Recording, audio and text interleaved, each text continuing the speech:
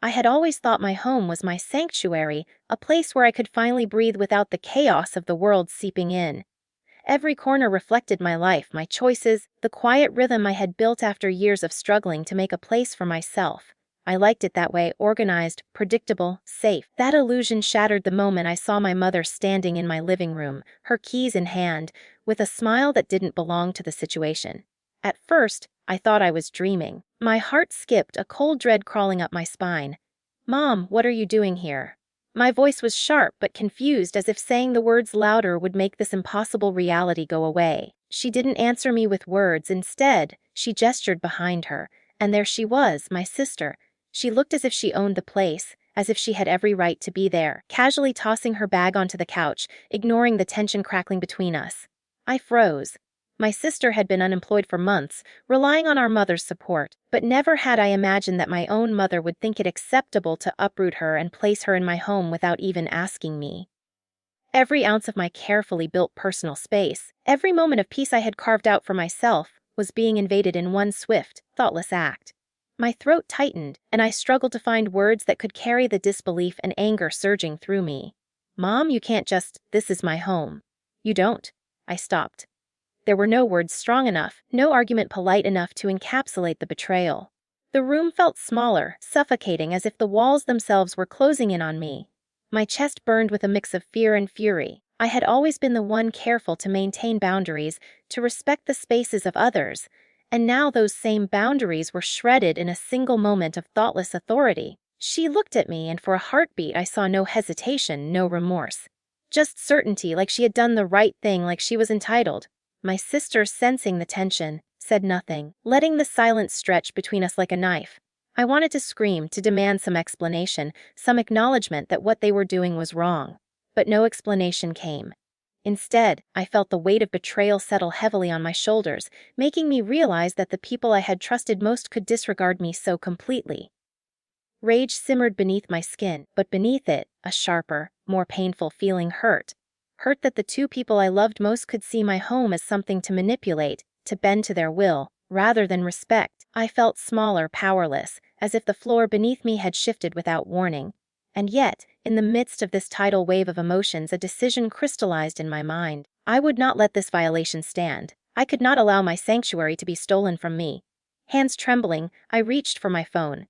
The numbers were dialed before I could second-guess myself, before I could weigh the consequences of calling someone who would ultimately separate me from my own family. I spoke to the dispatcher with a clarity that surprised me, recounting the situation, explaining the trespass.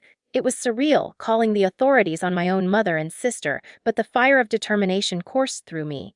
I would reclaim my home, my peace, and my dignity. As I hung up the phone, my heart still pounding, I looked at them again.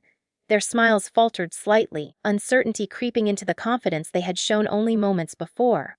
I realized, with a strange mixture of sadness and relief, that this betrayal had awakened something in me. I would not be passive. I would not be ignored. I would stand my ground, no matter what it cost, and somehow, some way, I would make them see that my home, my life, was not theirs to take. The sound of sirens coming closer felt surreal, like a scene from a nightmare I had never wanted to live through.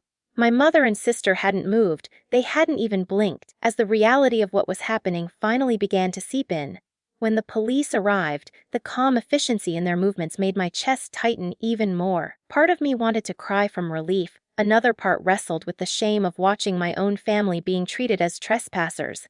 It was a strange cocktail of emotions, a bitter and dizzying mix of vindication, guilt, and sorrow. The officers moved quickly, explaining the situation to my mother and my sister as if I wasn't there, as if I were invisible. Their faces shifted in that precise moment from smug certainty to confusion and disbelief. My mother's lips pressed together tightly, her eyes flicking to mine as if pleading for understanding, for some invisible justification I had no intention of providing. My sister's expression was a mirror of resentment and hurt, but it didn't touch me the way it used to. The bond I had felt with her for years felt stretched, frayed, and now partially severed.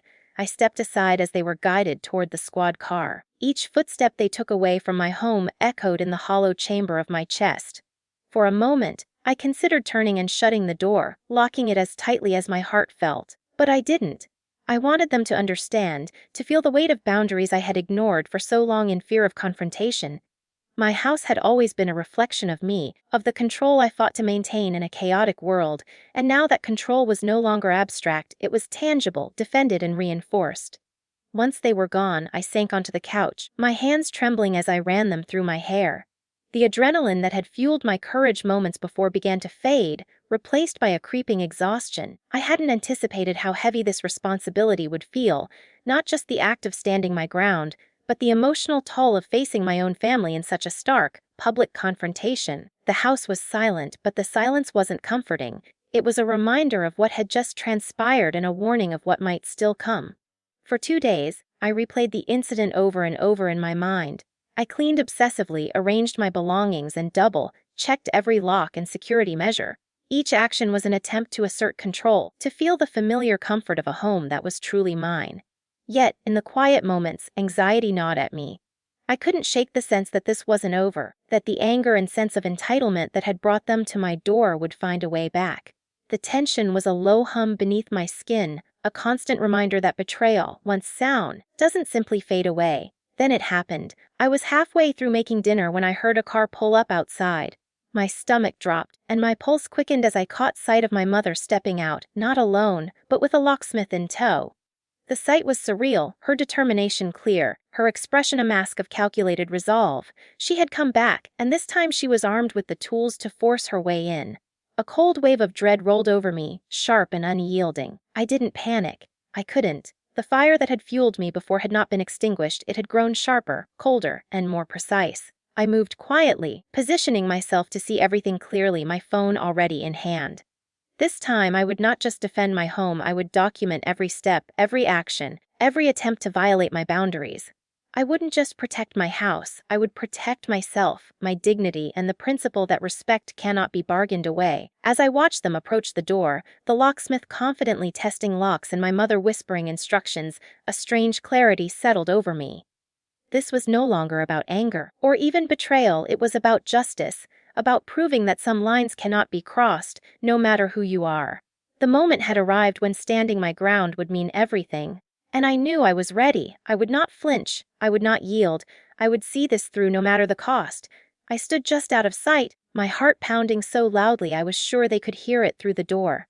The click of metal against metal echoed in the quiet hallway, each sound striking my nerves like a hammer. My mother's voice drifted through the door, low and confident, giving instructions as though this were all perfectly normal, as though she hadn't already been arrested for the exact same behavior just 2 days earlier. The audacity of it stole my breath. This wasn't concern. This wasn't love. This was control, dressed up as entitlement. I raised my phone, pressing record, my hands steady despite the storm raging inside me.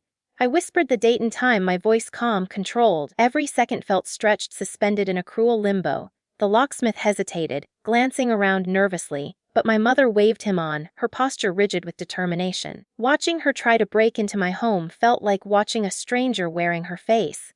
Whatever bond we once had cracked in that moment, splintering under the weight of her choices, the sound of the lock being tested sent a sharp jolt through me. I felt anger rise again, hot and undeniable, but beneath it was something stronger, clarity. She had made her decision.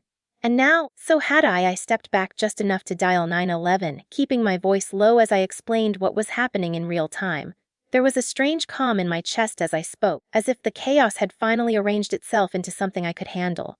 This time there was no hesitation, no guilt clawing at my resolve. Just certainty. When the police arrived, the shift in energy was immediate. The locksmith froze, confusion etched across his face as officers approached. My mother turned sharply, her expression flickering from confidence to disbelief. For a moment, she looked at me, really looked at me, and I saw anger flash in her eyes, followed by something like shock. As if she couldn't comprehend that I had followed through again, that I hadn't backed down. That I had chosen myself. I stepped forward then, the door still closed between us, and spoke clearly through it.